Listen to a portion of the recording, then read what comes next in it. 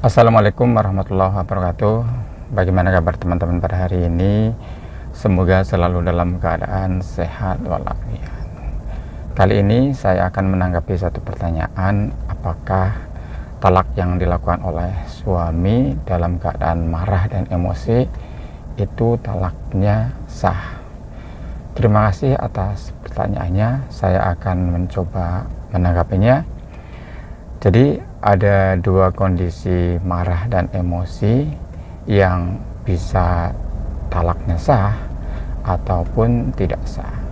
Pertama, apabila kondisi marah dan emosinya itu tidak menutup akal dan pikirannya, artinya ucapan talaknya itu disadari oleh suami meskipun dalam keadaan marah dan emosi, maka talaknya sah.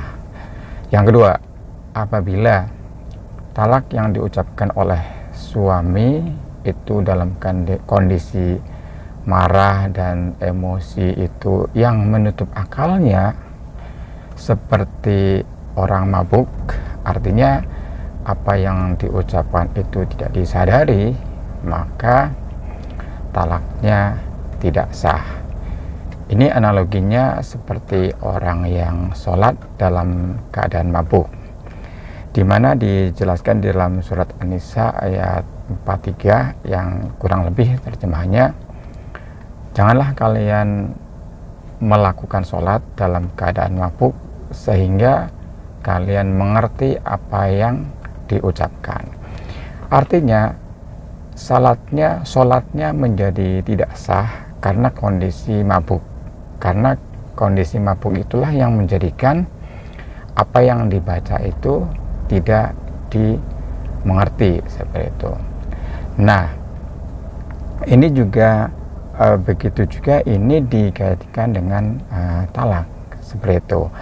Artinya apabila talaknya dalam kondisi tidak sadar apa yang diucapkan, tertutup akalnya, seperti yang sudah saya jelaskan, maka talaknya menjadi tidak sah.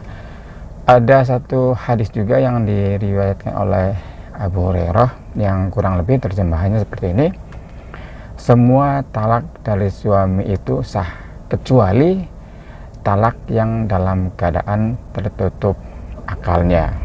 Ya, kira-kira yang saya sampaikan tadi itu mungkin dilihat dari sudut talak secara agama, ya. Artinya bahwa ketika talak itu diucapkan dalam kondisi sadar meskipun marah, sah. Begitu juga sebaliknya apabila talak yang diucapkan kondisi marah dan emosi tapi tidak sadar atau tertutup akalnya, menjadi tidak sah.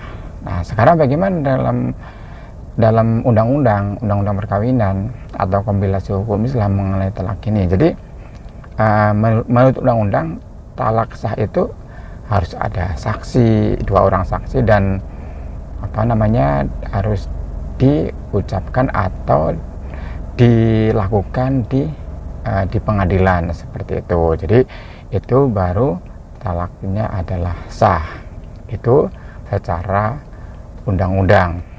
Nah, apabila tadi misalnya talaknya pun sadar tapi tidak dilakukan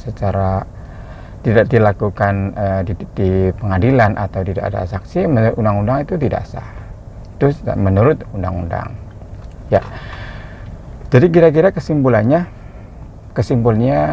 pertama, apabila talaknya itu dilakukan dalam kondisi sadar, maka sah. Apabila dilakukan dalam kondisi marah, emosi tapi tidak sadar atau tertutup akalnya, jadi tidak sah. Terus apabila kita melihat secara undang-undang, talak yang sah itu harus dilakukan di pengadilan. Apabila dilakukan di luar pengadilan, talaknya menjadi tidak sah.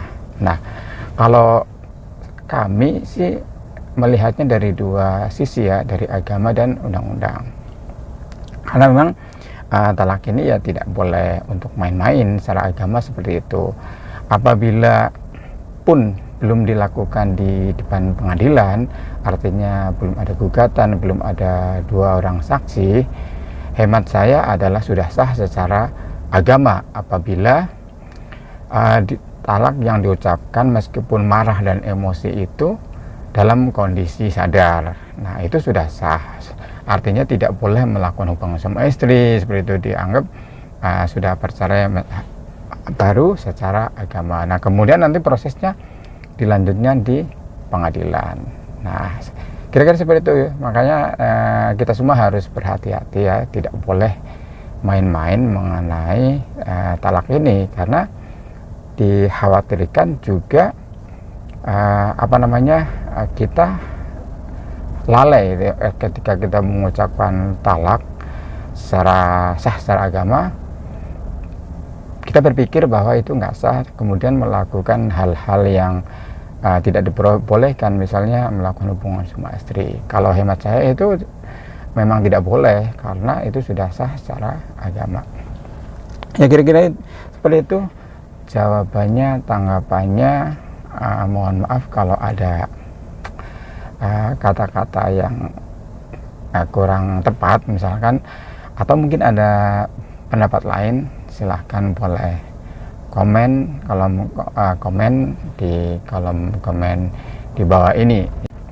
Wallahu a'lam bishawab. Mohon maaf kalau ada kekeliruan, silahkan teman-teman mungkin bisa menyempurnakan, bisa chat di kolom komen di bawah ini. Jangan lupa subscribe channel ini agar tidak ketinggalan informasi berikutnya dari kami. Assalamualaikum warahmatullahi wabarakatuh.